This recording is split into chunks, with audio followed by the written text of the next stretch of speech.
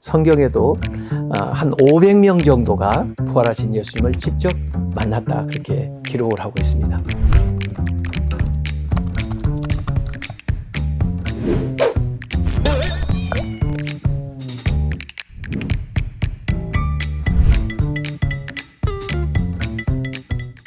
세상의 위대한 사람들은 다 큰 무덤을 그 이름만큼 남겼잖아요. 근데 예수님은 무덤이 없어요. 예루살렘에 가봐도 빈 무덤이에요. 그것은 역사적인 증거인데, 그 당시에 그 예수님 돌아가시고 난 다음 사흘 만에 여인이 가서 그 빈 무덤을 확인했어요. 그리고 놀래가지고 제자들에게 얘기해서 제자들도 가서 무덤이 비어 있는 것을 확인했거든요. 그때만 해도 누가 훔쳐갔나 어리둥절했죠. 그런데 예수님께서 이제 그 제자들에게 두 사람 있을 때, 또 여러 사람 있을 때 이렇게 나타나서 말씀을 하시는 그런 일들이 계속 벌어진 거예요. 그래서 성경에도 한 500명 정도가 부활하신 예수님을 직접 만났다, 그렇게 기록을 하고 있습니다. 어쨌든 그런 물증보다도 저는 더 중요하게 생각하는 증거는 뭐냐면 사람 속에서 일어난 변화예요. 이를테면 베드로는 예수님 십자가에 못 박히실 때만 해도 예수님을 부인하고 도망갔거든요. 그런데 부활하신 예수님이 베드로를 만나고 난 다음에 터닝 포인트, 삶이 변화되는 거예요. 그래서 결국은 예수님을 증거하면서 로마까지 가서 거꾸로 십자가에 못 박혀 죽을 때까지 그 부활하신 주님을 증언했거든요.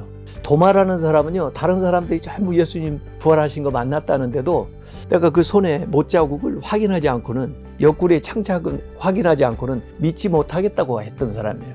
그런데 예수님이 그 도마가 있는 자리에 또 제자들 함께 있을 때 나타나셨어요. 그래서 내 손에 네 손을 넣어봐라. 그래서 예수님을 확인하게 됐죠. 그리고 우리의 의심을 도마가 대신 확인해 준 거예요. 그리고 도마도 인도까지 가서 복음을 증거하다가 순교했어요. 바울 같은 사람도 예수 믿는 사람 핍박하고 잡아 죽이러 다녔던 사람이에요. 그 부활이 허구라고 생각했던 사람이에요.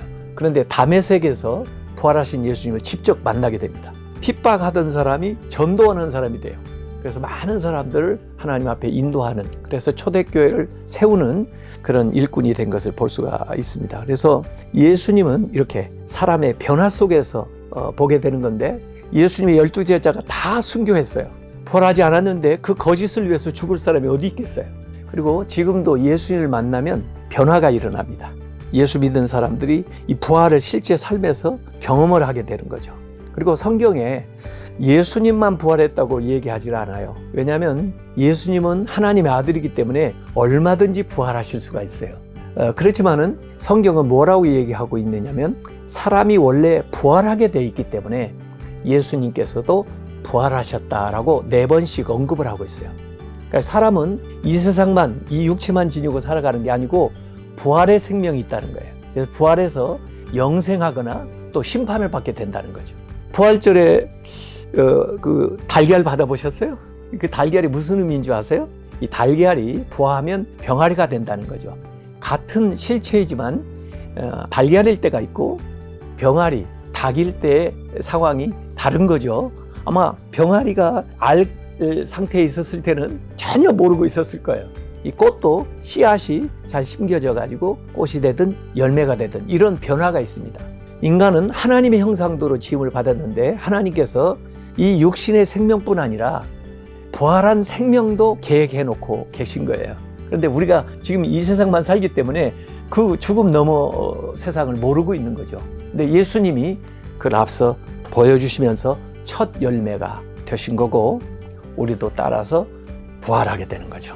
그걸 믿는 것이 기독교의 아주 핵심적인 신앙이고, 그 부활의 신앙 때문에 오늘날 이 기독교가 이렇게 많은 사람들에게 전해지게 되는 거고, 그 신앙을 가진 사람마다 이 세상에서도 새롭게 다시 시작할 수 있는 기회를 얻게 되는 겁니다.